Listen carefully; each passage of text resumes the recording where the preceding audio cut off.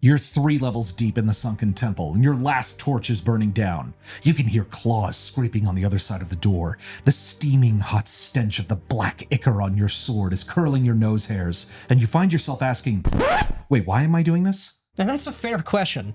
Why are you down in these depths? Sure, treasure can be its own reward, but how many times is any sane person gonna delve deep into haunted tombs before they call it quits? The fact is, most people would if cash was the only thing motivating them. Now, if you're role-playing, chances are that your character has a little more depth than just the stats on your character sheet, and that's great. But there's a really easy way to bring just a little bit more to the table. If you're a game master, your world should have more than just some dungeons and points of interest on a hex map. Your world should have factions. In adventure games like Shadowdark, your players are going to be spending a lot of time delving dungeons and robbing graves, but they're also going to be traveling across the overworld. And that world is going to be full of people who've all got their own goals and motivations, and those goals are almost always going to be at odds with the parties. And this is great because adventure is about conflict.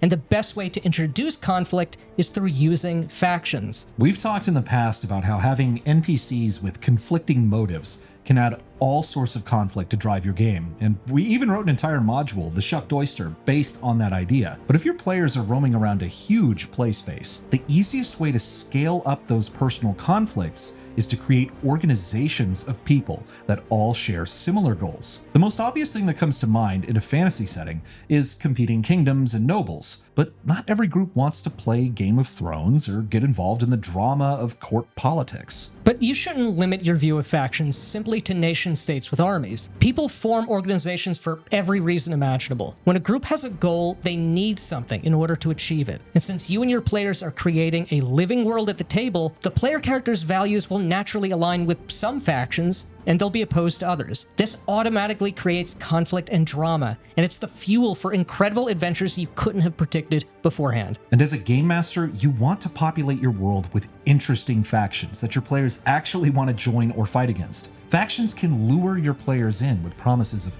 new boons and powers, but they should also have compelling codes of conduct that members have to abide by. Membership can't come without strings attached, and those strings are going to create new role-playing opportunities for your players. As a player, joining a faction is a way to make your actions mean something and be rewarded for acting in accordance with your beliefs. Your character is just as much a part of the world as the NPCs that you meet. Having a code you follow and an organization that you're responsible to gives you stakes. It gives you skin in the game. You aren't just an exterminator or a pest control agent in the fantasy world. You've got real goals, and you've got something to lose. This makes the game way more fun. And this is why our new campaign setting for Shadowdark is full of factions for game masters to use and players to join. Bloodmore is a bizarre world of gothic surrealism. It's a world of perpetual night where each country is ruled by legendary monsters. These monsters have their own evil and insane goals with mighty forces under their control, but the world is also full of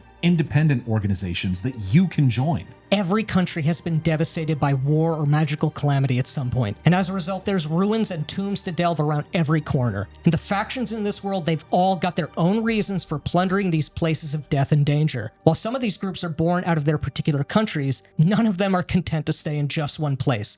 So you can run into them anywhere in the world, and you can get caught up in their schemes, defeat your enemies, and get the loot before your competitors. That is, if you're smart about it. You see, we've got a ton of these lunatic organizations in the book, which hits Kickstarter on June 3rd, by the way. But we want to give you a taste of just a couple of them before the launch. Hailing from the Gothic Arthurian land of Wraithholm, the Order of the Wilted Rose was formed in opposition to the dreaded Death Knight, Sir Lucan Maldroth. These chivalric knights scoured the land looking for the Black Chalice of Salvation, a holy relic they believe could restore the rightful order of their home country. To join, one must travel north into the dark forests of Sablemoon Glens to find the tomb of the Order's honored founder, Corvinus Leopold Bloodvein. There, one must place a single red rose upon his green marble sarcophagus and swear chivalric vengeance upon the usurper and his followers. Those who attain the rank of Grieving Knight become imbued with the power to summon a spectral horse